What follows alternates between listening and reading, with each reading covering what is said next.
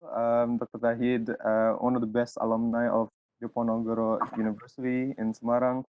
He's graduate at Undip postgraduate program and with cum laude 3.85. MashaAllah, that's quite amazing. And I see here that you've published 33 books, if I'm not mistaken.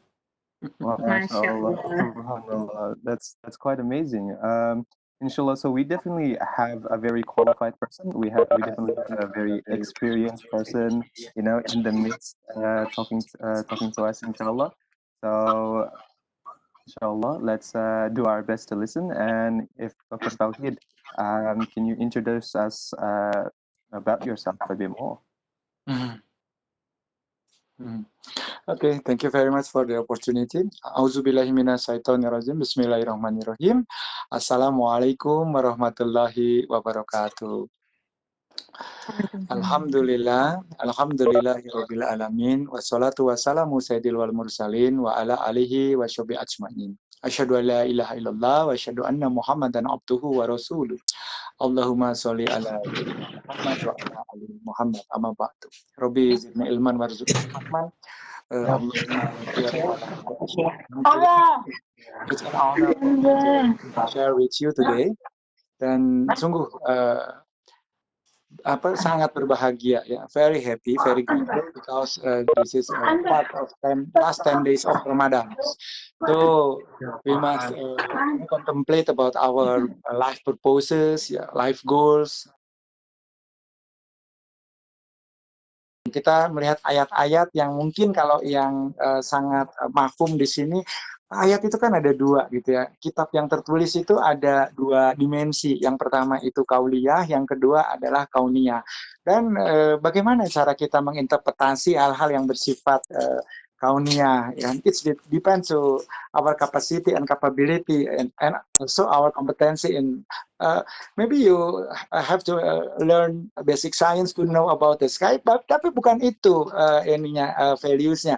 Itu adalah tools yang kemudian kita bisa knowledge sharing dengan hal itu, tetapi kita bisa melihat adanya patterns of recognition. Jadi how to recognize bahwa kita ini adalah representasi dari penciptaan Allah yang luar biasa. Ini yang terpenting, mengembalikan setiap rumpun sains ke dalam konteks ketauhidan. Karena kita tuh tercipta dengan cinta, lalu kita bisa saling bicara karena kita punya kemampuan minda atau akal untuk melakukan satu analisis data. Sehingga ketika kita mengembangkan imajinasi atau ide, itu salah satu contohnya kita bisa mengekspresikan apa yang kita rasa. Itu luar biasa menurut saya. Bahasa itu bukan sesuatu yang sederhana, tetapi beyond psycholinguistic studies ya.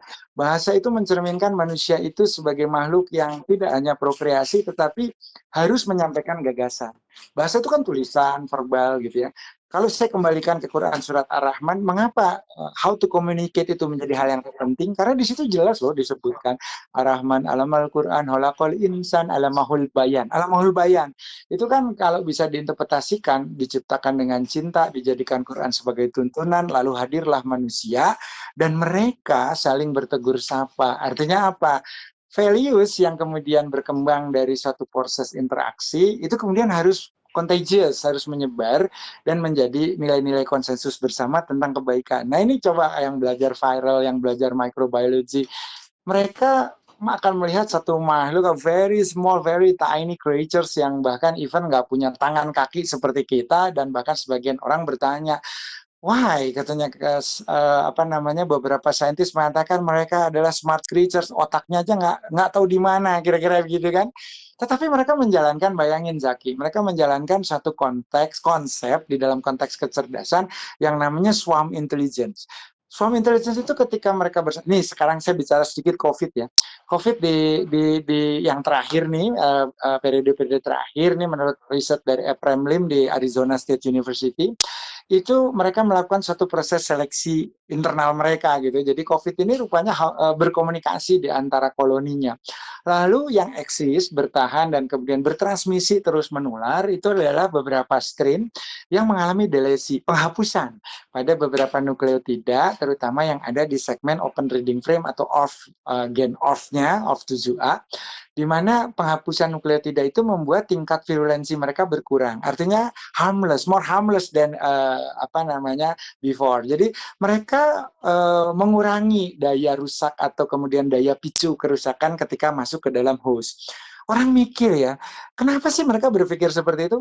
Kalau saya berpikir dari sudut pandang sebagai sesama makhluk hidup, mereka juga ingin menghadirkan satu tatanan di mana mereka bisa existing dalam konteks simbiosis gitu, sehingga mereka tidak menimbulkan radang yang berat, tetapi mereka bisa bertransmisi dari orang ke orang, sehingga mungkin kalau dalam istilah Indonesia, nggak tahu kalau di OSI ya, mungkin udah sering dengar juga OTG katanya, orang tanpa gejala. Bagaimana non-symptomatic person ini yang di dalamnya ada virus, tapi dia tidak sampai sakit berat gitu, dia mungkin ringan, just common cold dan symptomnya just common cold, gejalanya saja fever dan ada meler dan sebagainya, running nose dan sebagainya. Tapi konteks ini menunjukkan bahwa ini cerdas gitu, ada satu peristiwa yang sangat cerdas. Maka saya jadi ingat ayatnya kan, faman ya'mal misqala dzarratin khairan yarah. Jadi pada hakikatnya itu kebaikan dan yang namanya keistimewaan sampai level dimensi terkecil sekalipun yang digambarkan sebagai zarah. Zarah itu kan dulu orang mengatakan atom. Sekarang tidak lagi karena barangkali sudah di level partikel-partikel seperti fermion dan boson yang existingnya secara material sudah mulai tidak kelihatan, tapi gaya yang ditimbulkannya ada. Artinya apa? Kok saya jadi nangis gitu kalau kita berbicara seperti itu, ketauhidan kita tuh semestinya tergugah. Artinya ketika kita melihat ayat-ayat kauniyah, mereka itu by design gitu. Ada yang namanya planning yang luar biasa yang bisa kita lihat di sana berupa keteraturan.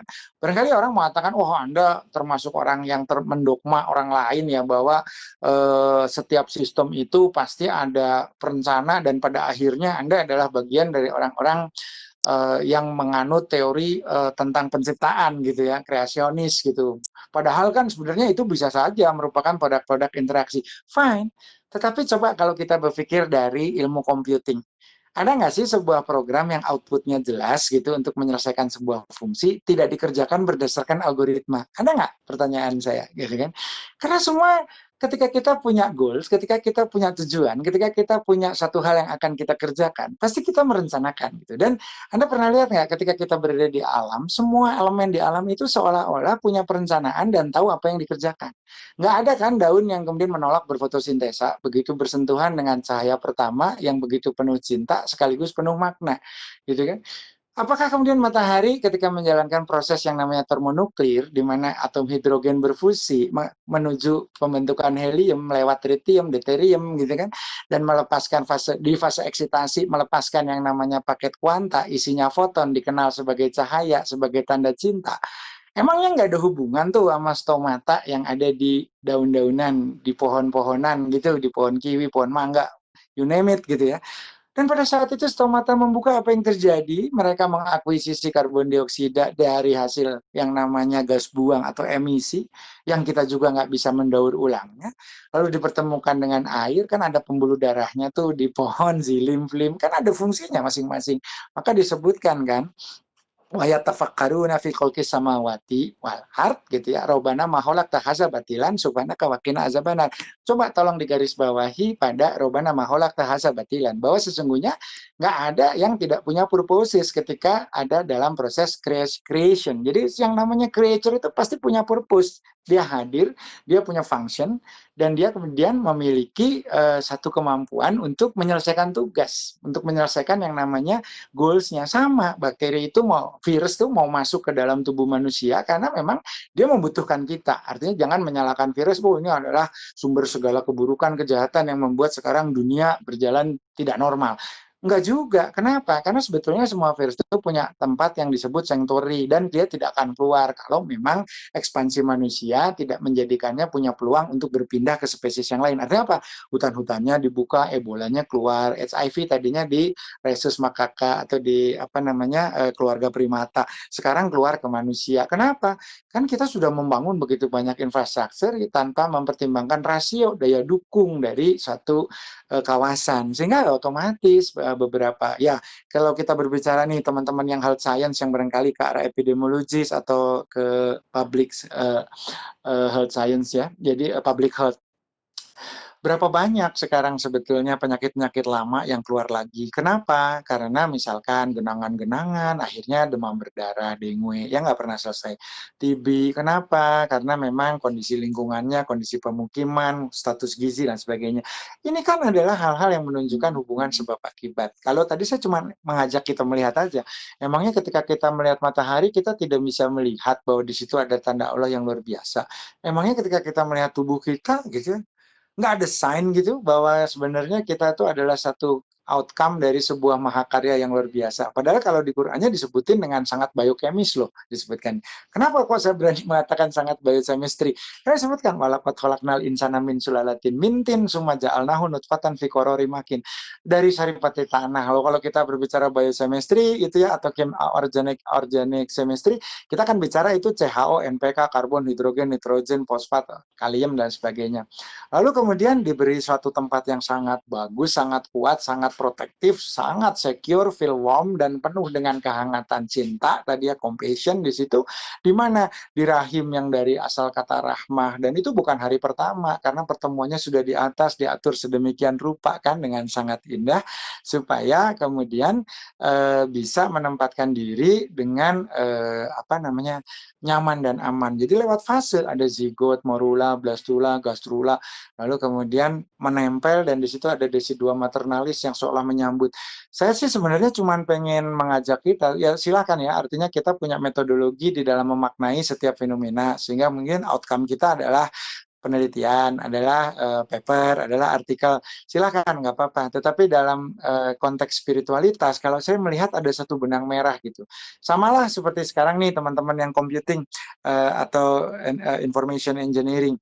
Di saat kita bicara tentang artificial intelligence, di saat kita berbicara tentang konsep dan konteks machine learning, di saat kita berbicara tentang deep learning, di saat kita berbicara tentang yang namanya CHAI atau cognitive artificial intelligence yang sudah mengedepankan aspek kognisi, how to think and reasoning, analytic something gitu ya.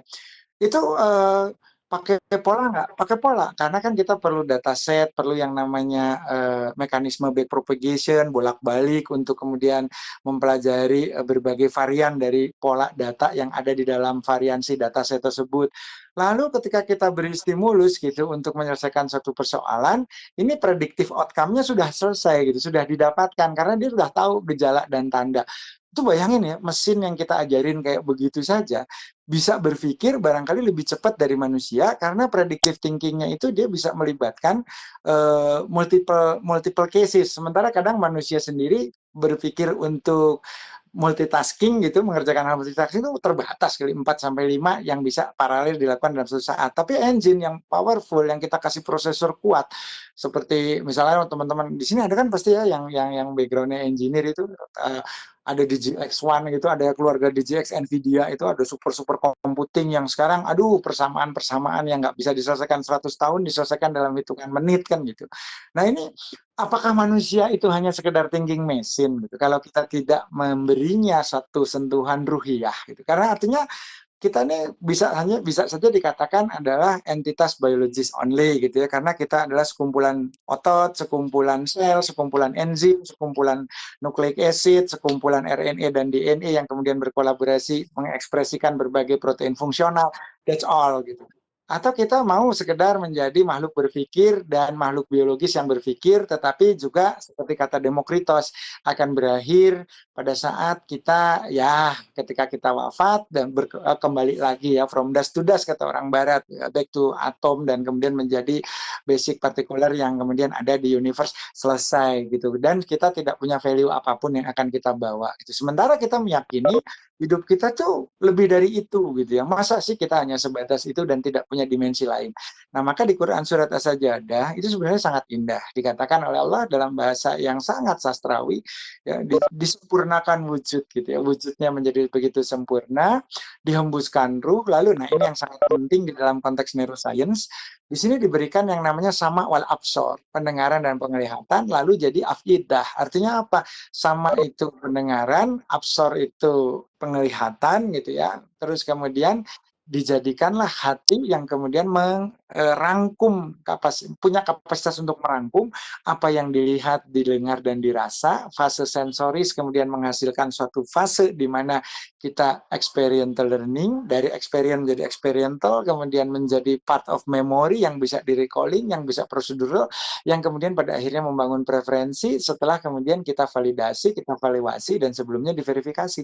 Jadi terlalu naif kalau kita mengatakan kita hanya sekedar thinking machine, karena kita more than thinking machine. We are not an android. Kita adalah entitas yang tadi dikaruniai aklia, punya akal, punya jasad, sekaligus punya ruh. Nah, ketauhidan ini menjahit semuanya gitu.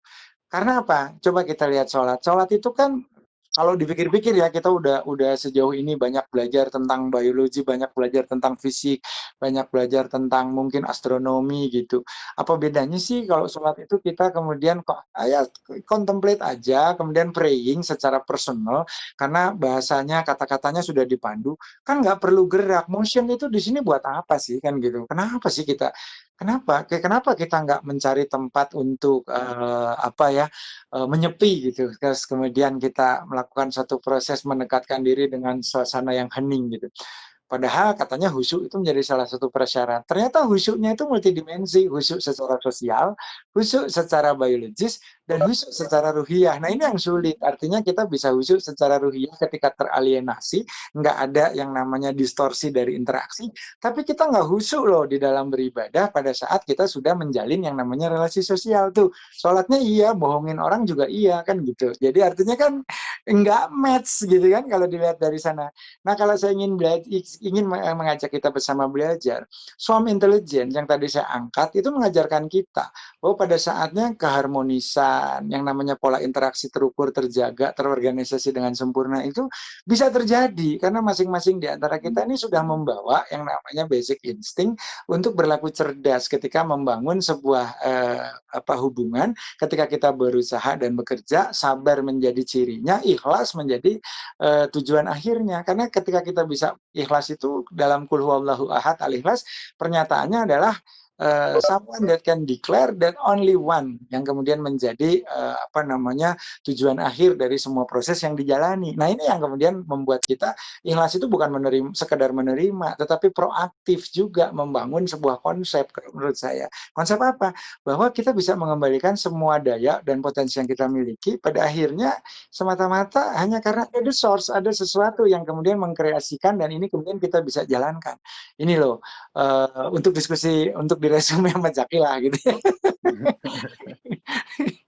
Masih banyak sih, tapi biar nanti Zaki Yeah. bisa berinteraksi lah dengan Farah Yeah. supaya nggak one way So communication. I feel like, mashallah, this is always quite a lot of information there. For me, personally, kan, I'm very into a lot of these topics that you're talking about. As someone from a health science background juga, and on top of that, also as someone who you can kind of call like a nerd, right? Aku suka kayak baca tentang, even though I'm not doing any computer sciences or computer engineering, I like the science fiction kind of thing, and I don't know ya, aku sering kayak listen in on podcasts, sometimes maybe to Elon Musk or someone, like people who are in the forefront, particularly when it regards to kayak artificial intelligence, right? Kayak a lot of them believe kayak artificial intelligence will surpass us one day. They'll overtake take us and become our overlord. Tapi it's also interesting to how that ties in into our religion, inshallah. When you really pointed out kayak does an algorithm do anything outside of its design or outside of its code? Kayak when you apply that to artificial intelligence, can artificial intelligence ever produce anything smarter than itself, right? Because that will be outside of its design, and so far it's already hard to make a code that actually runs, right? How hard must it be to make a code, that will, incrementally better itself? I don't know if that, will ever exist. And, some scientists, now probably think that that may never exist because, something shouldn't produce something with more or with more potential than itself. Of course, when you apply that, everything is created for a purpose. When you have that answer, right, it makes more sense towards everything. And I really like how you pointed out, Kaya, everything is designed to, do a certain way, right? Like how the somara is supposed to open up to let carbon dioxide to go in, so that along with photosynthesis, they produce carbohydrates, which is fruits, to let animals Yeah, eat, let us terus humans eat. us And ya, create yeah, so I'm like, when you think about, that's actually quite cool, and it really reminded me. Jadi I went to a Turkish school, yeah, and they also had like scholars of their own, and so there was this one author namanya Omar Ergi, or Omar A Ergi, and he had this book namanya Reflections, and I remember this one passage where it talks about kayak the idea of evolution. And I think in his perspective, kayak one small things, one very important thing, such as the eye. Yeah, the eye itself has about 32 components, right? And if you lack at least one of them, the eye doesn't work. So from then he speculates kayak, then why would in terms of evolution, right? Evolution takes a lot of mutations step by step, right, to achieve even one small change. Why would any animal try and has why would it have the forethought, or why would it invest any of its like evolutionary points, I would say, like to evolve something that wouldn't work for billions and billions of years, right? It just wouldn't make sense. And I just thought that it was really really interesting how you also pointed it out, right? And I think it really ties back to kayak, how tauhid really ties everything we have. We do have akal, and on top of the akal, which is comparative to the artificial intelligence, we have senses, right? We have senses that we can senses. use our akal so that we can reflect on.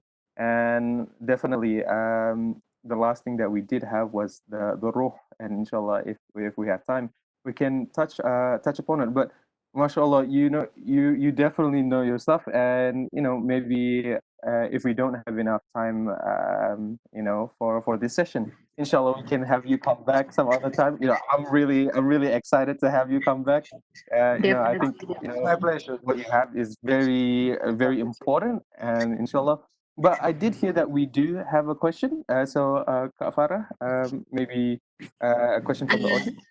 Yes, I actually received one very good question, but I want to involve the audience as well. So I think I will let her ask herself langsung ke Okay. dokter. So Laras has a really good question. If Laras wants to ask straight away. All right. Assalamualaikum, dokter. Waalaikumsalam warahmatullahi wabarakatuh, Laras. Nice to Um, meet you. Nice to meet you juga. Thank you banget untuk penjelasannya, Dok. Bermanfaat sekali. Saya dengarnya juga ikut senang banget. Dapat insight banyak banget. Saya perkenalkan juga, saya Laras dari lagi sholat di Melbourne juga sama kayak Zaki dan Kak Farah juga yang mungkin udah kerja. Saya ingin nanya nih, Dok, kan kalau misalnya kita di Melbourne ini kan kayak sering banget nih ngadepin orang-orang barat atau orang-orang misalnya ateis, kayak non-muslim yang punya paham bahwa sains itu nggak sejalan dengan agama. Apalagi mereka pokoknya bertentangan banget, kayak pokoknya nggak bisa disatuin tuh sains sama agama kan. Nah, mungkin kalau saya boleh bertanya, apakah mungkin dokter pernah dalam kondisi itu berargumen dengan teman-teman non-muslim atau teman-teman ateis, dan gimana approach dokter dalam menjawab situasi seperti itu, dan sedalam apa seharusnya kita kayak jelasin ke mereka, karena kan kalau kita mau jelasin ayat Quran atau apa, mungkin kadang belum nyampe gitu ke mereka. Jadi mungkin ya itu dari saya. Mungkin ya, thank you, Dok. Ya, wah ini benar ini a very good question ya, dan ini juga pertanyaan pemantik nih insya Allah, sehingga kalau mau dijawab kayaknya 2 hari 2 malam. Tetapi nggak apa-apa. Ini adalah hal yang memang senantiasa menjadi challenge. Ini challenging sekali bagi kita, karena pada saat kita berbicara terutama di dalam konteks di dalam atmosfer akademik ya. Banyak sekali, tidak hanya di Australia atau di beberapa negara yang memang kita lihat komposisi antara orang yang memang menjalankan keyakinannya dengan yang tadi memilih untuk bersikap skeptis gitu ya, mengedepankan logik itu berimbang gitu. Saya pernah mendapatkan diskusi semacam ini dengan teman-teman PPI Belanda kalau nggak salah. Ya sama lah, mereka kan juga berhadapan dengan situasi yang sangat rasional gitu. Artinya ketika mereka berdebat dalam konteks ingin memberikan suatu pengetahuan tentang spiritual value, mereka langsung dipotong gitu. Jangan berbicara konteks agama karena itu dogma. Dan dogma itu nggak ada salah benar katanya, karena kamu nggak akan bisa arguing something, sesuatu yang bukan dari kamu katanya gitu. Dan kamu nggak akan punya yang namanya scaffold berpikir, cara perancahnya supaya kamu bisa punya sebuah conclusion, karena kamu menerima itu apa adanya, istilahnya bulk gitu langsung ditelan, dan kamu tuh nggak tahu cara berpikirnya tuh seperti apa, sehingga kalau kamu ngomong ke saya, kamu tuh hanya a talking robot katanya gitu. Wah bener nih, saya juga kaget kan kayak gitu. Oh sih, kan saya juga menyitir ayat gitu kan, terus kemudian iya tapi kamu ngerti nggak sih katanya, itu konteksnya apa gitu. Nah di situ yang kadang-kadang kita akhirnya ya udahlah, mungkin kita perlu strategi yang tadi berbeda, karena kan tidak hanya ateis ya, sekarang kan berkembang ada saya percaya kok gitu, I believe to something yang merupakan tadi the source yang mengatur semua, yang regulating the universe. Tetapi jangan dong disimbolkan hanya pada satu idiom kan gitu ya. Kan ini ada pendekatan gnostik, agnostik, dan kemudian ada ateis, macam-macam sih. Kemudian ada dari teosofi, dari filsafat itu juga sekarang berkembang namanya Sophia Perennialis, kebenaran yang mutlak, dan itu nggak usah diartikulasikan dalam bentuk identitas agama gitu. Jadi kan kebenaran itu kebenaran yang objektif dan bisa diterima secara konsensus gitu. Jadi nggak usah lah katanya menggunakan ritual, karena dalam hal ini nanti itu menjadi semacam pembeda yang pada akhirnya menimbulkan konflik, katanya horizontal konflik. Udah, jadi kalau kita memeyakini atau mempercayai, udah itu personal saja. Nah ini juga agak sulit kan ketika kita mau melakukan satu adu argumentasi. Nah tetapi saya ingin kepada teman-teman saja nih di sini, saya ingin membangun satu konteks atau pola berpikir. Jadi pertanyaan Mbak Laras ini hidayah banget buat saya, karena ini pertanyaan ketauhidan. Karena kalau nggak ditanya Mbak Laras, topik tauhid saya nggak tersampaikan di sini. Saya berdosa karena kabirofatan indallah, saya menyatakan apa yang tidak saya lakukan gitu. Nah, ini sebenarnya topik ketauhidan. Bagaimana ketauhidan itu bisa diartikulasikan dan direfleksikan dalam multidimensi. Artinya kan kita juga tidak harus kemudian mengelaborasi value of tauhid itu dalam bentuk tertulis, dalam bentuk kata-kata untuk meyakinkan orang, tetapi juga bisa dalam bentuk value yang terimplementasi dan kemudian terproyeksikan dalam sikap gitu, bahwa cara berpikir kita, cara kita kemudian berinteraksi. Saya ingin kembali ke Bapak Ilmu Tauhid. Semua kita sama mengamini gitu, mengakui bahwa Bapak Ilmu Tauhid itu dinisbatkan pada Nabi Allah Ibrahim alaihissalam. Seorang anak muda yang kemudian mengembangkan pola berpikir rasional, bahkan juga menurut saya Bapak metodologi penelitian gitu. Jadi kalau kita lihat pertanyaan yang disampaikan oleh Nabi Allah Ibrahim alaihissalam, entah kepada siapa adresnya, pada saat itu kan dia nggak punya yang namanya redaksi bahwa ada Allah gitu ya, ada Tuhan yang maha, nggak ada. Dia bertanya lebih pertanyaan retoris kepada dirinya sendiri. Dan saya kira setiap kita pasti punya pertanyaan retoris. Zaki, Farah, Laras, dan saya punya pertanyaan-pertanyaan retoris.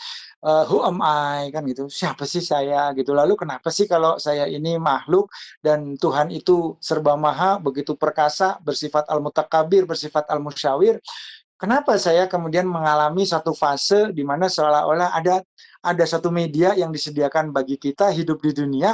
Dan tahu nggak teman-teman, apa yang menjadi kepastian bagi kita di alam dunia ini? Ketidakpastian, uncertainty. Maka ketika orang menghadapi pandemi, terbuka.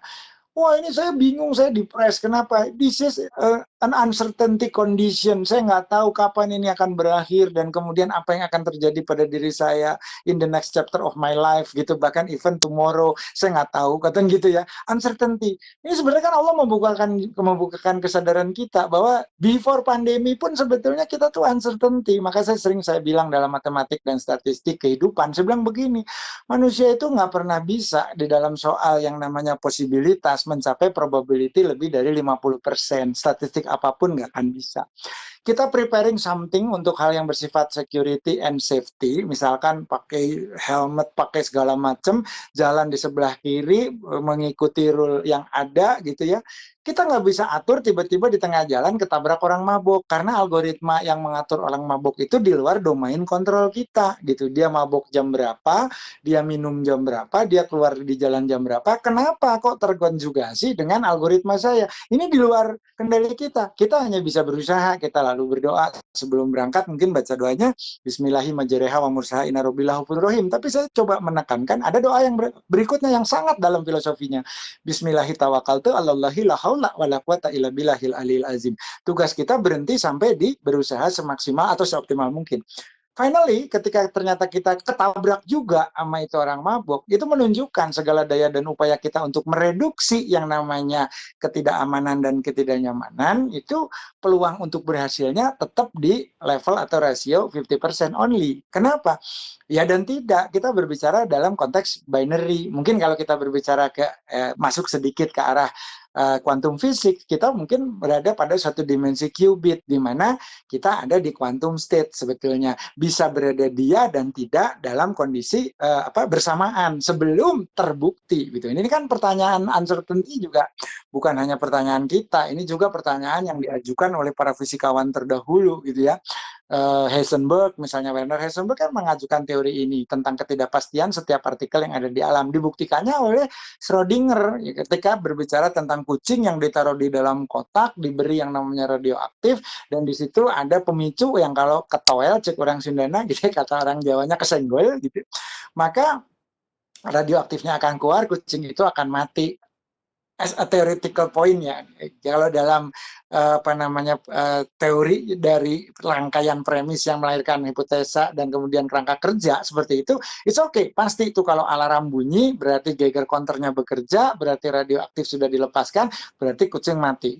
Back to Schrödinger begitu alarm bunyi, Geiger counternya bekerja, ditanya sama orang, Schrödinger, kucing mati ya? Nggak tahu. Loh, kok Anda bisa bilang nggak tahu? Anda yang masang alarmnya, Anda yang masang Geiger counternya, Anda yang masang radioaktifnya, Anda yang naruh kucingnya. Kok sekarang bisa bilang nggak tahu? Padahal semua tanda dan gejala, fakta yang nyata, itu membuktikan, menunjukkan gitu, bahwa endpoint itu kucing pasti menyenggol dan dia sekarang sudah kadang nggak tahu saya. Kucing itu bisa mati, bisa enggak. Gitu. Karena saya ini observer. Gitu, pengamat gitu, yang tidak bisa menentukan hasil akhir dan tidak bisa menjadi membuat sebuah simpulan tanpa ada suatu evidence. Loh, Anda bisa mengatakan itu mati kalau apa? Ya kalau saya udah buka kotaknya dan saya dapati kucing itu dalam keadaan mati. Loh, kalau sekarang, loh bisa saja. Begitu banyak yang namanya posibilitas yang tidak bisa kita kendalikan, out of our control. Begitu dibuka kucing itu nggak apa-apa. Ya namanya mungkin radioaktifnya tidak sesuai dengan yang namanya biocompatibility, barangkali ya, atau barangkali ini adalah kucing mutan yang kayak Peter Parker malah jadi Spider-Man. Ini mungkin akan menjadi superhero kucing. Who knows gitu, begitu banyak. Sama dengan percobaan Thomas Young ketika dia melewatkan yang namanya cahaya pada satu celah, satu jadi dua, dua jadi 4 gitu dan jadi 8, dan kok ternyata intensitas dan kecepatannya tetap sama. Artinya apa? Ternyata posibilitas itu bisa bercabang secara paralel. Nah ini yang kemudian membuat kita berpikir, sama Nabi Allah Ibrahim alaihissalam tuh berpikir, ini nggak mungkin dong ada suatu kondisi yang sedemikian simetris, paralel terjadi dengan sangat indah. Kalau kita dengar katakanlah seperti musik gitu ya, mana ada sih yang namanya sebuah orkestra bisa memainkan sebuah komposisi secara harmoni dalam sebuah menghadirkan simfoni yang luar biasa gitu, padahal alat musiknya lain-lain gitu, kira-kira seperti itu. Maka Nabi Allah Ibrahim nanya gitu, min aina, dari mana saya sebetulnya gitu kan. Tadi mungkin pertanyaan pertamanya who am I, siapa saya.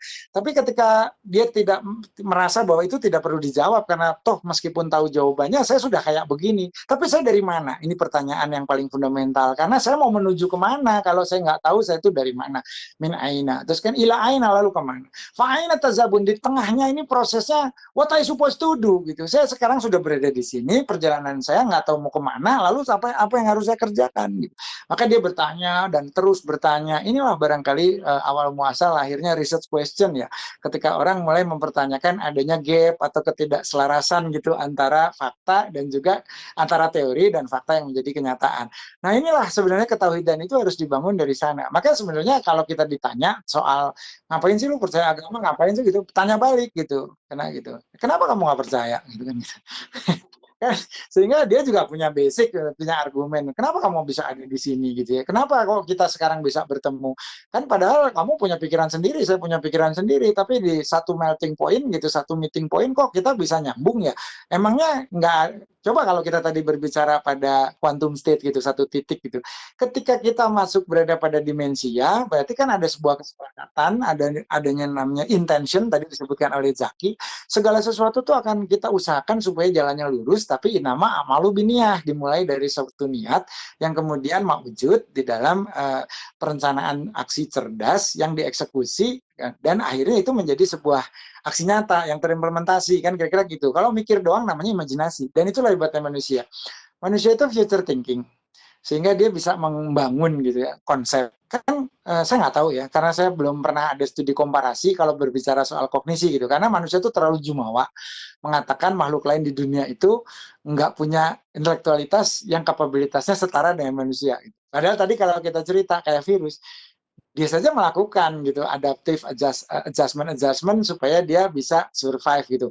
Ya mungkin dia nggak punya otak, dia nggak menulis seperti kita, dia nggak submit paper seperti teman-teman yang lagi ini ya PhD program gitu harus nulis gitu. Tapi dia actionnya jelas smart gitu, sama. Tapi even bahkan tadi mesin, ketika kita tulis codingnya di apa namanya di text editor, kalau kita coding atau programming itu kan kalau cuman sampai di text editor tidak di running belum sesuatu, tetapi ketika di running dan bisa menjalankan sesuatu, nah ini kita baru boleh mengatakan oh ya ini adalah suatu program yang efektif untuk dikerjakan.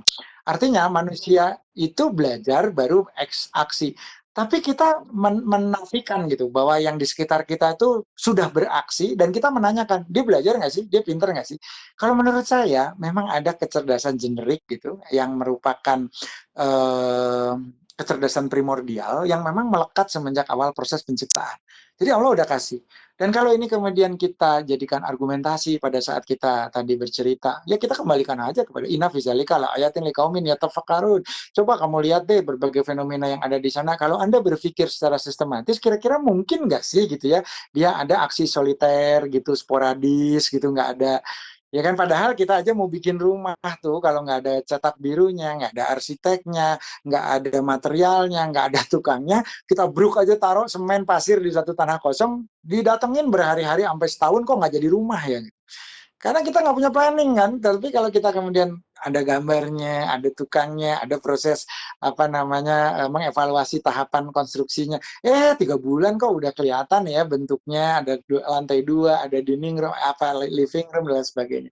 Artinya kalau saya sih ingin mengajak kita berargumentasi, kalau Anda pakai logik, kita pakai logik gitu. Artinya ada algoritmik untuk menemukan sesuatu di mana ada bifurkasio, percabangan, ketidakyakinan, yes or no gitu ya. Tetapi di situ kita mengajak sama-sama untuk melihat, karena kalau tadi kita menggunakan argumen yang notabene redaksinya itu menurut mereka adalah hal yang kamu tuh udah keracunan dogma, kamu nggak akan bisa, kamu pun sebenarnya nggak yakin loh terhadap apa yang kamu omongin gitu. Nah kalau dibalikin gitu kadang bener loh, kita juga menjadi kayak bingung sendiri gitu. Oh ya saya juga itu bener nggak sih gitu kan, seperti itu kan.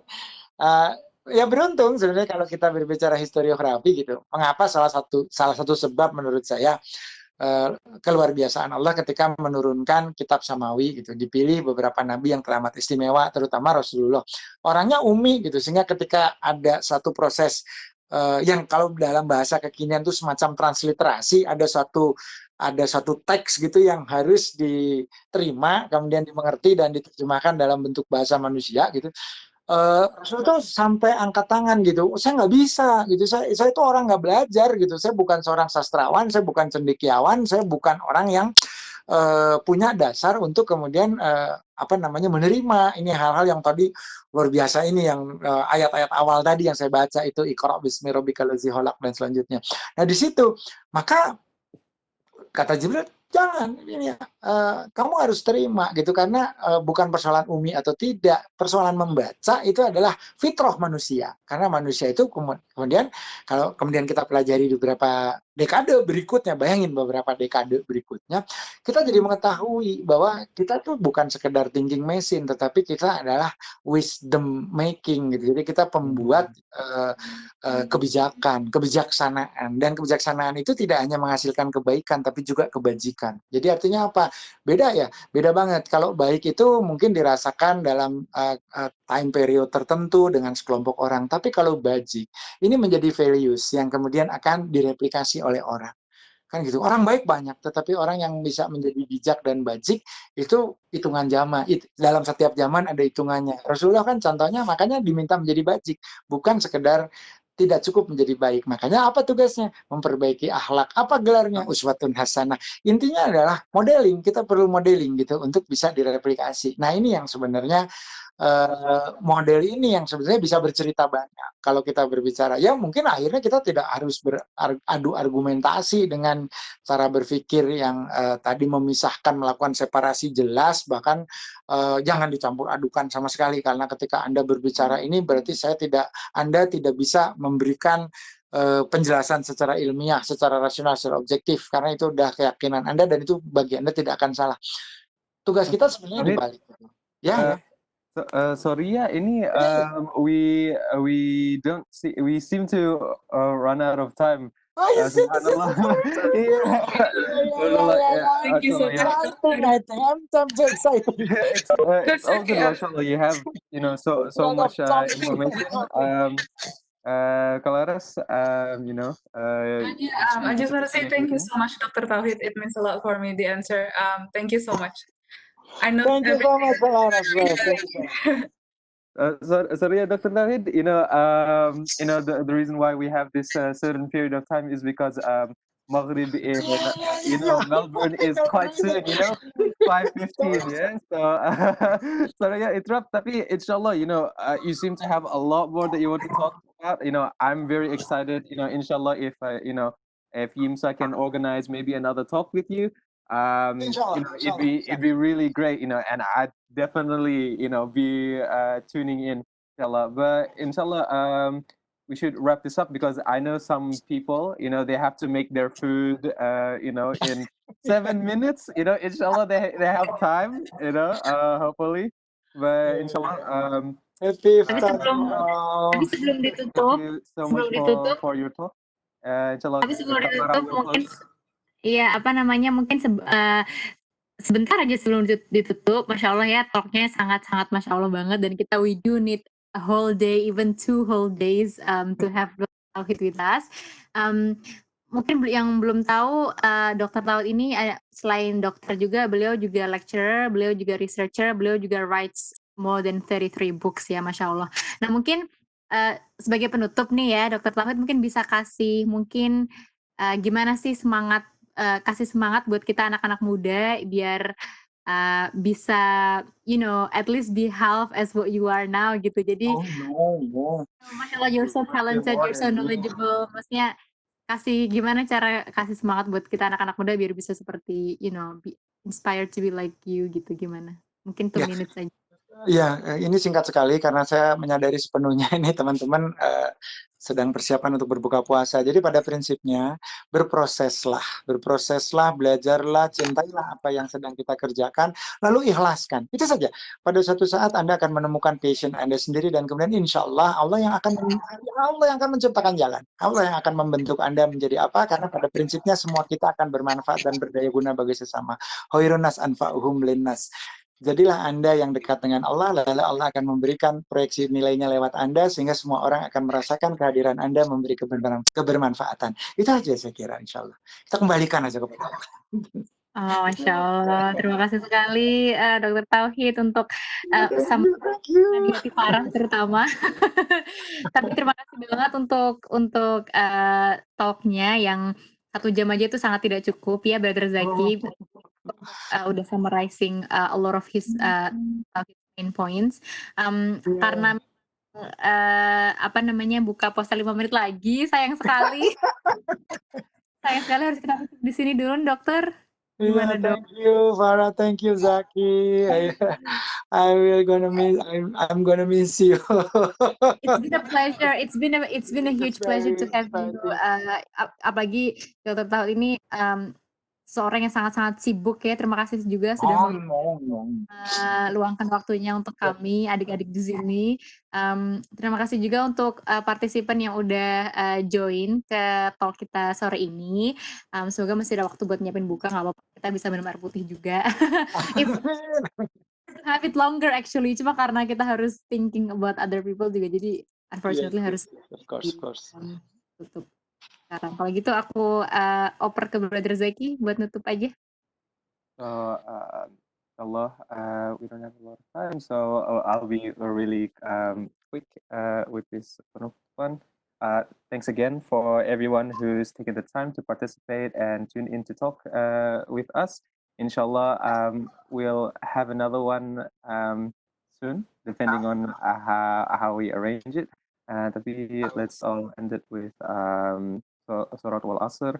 Bismillahirrahmanirrahim. والعصر إن الإنسان في خسر إلا الذين آمنوا وعملوا الصالحات وتواصوا بالحق وتواصوا بالصبر.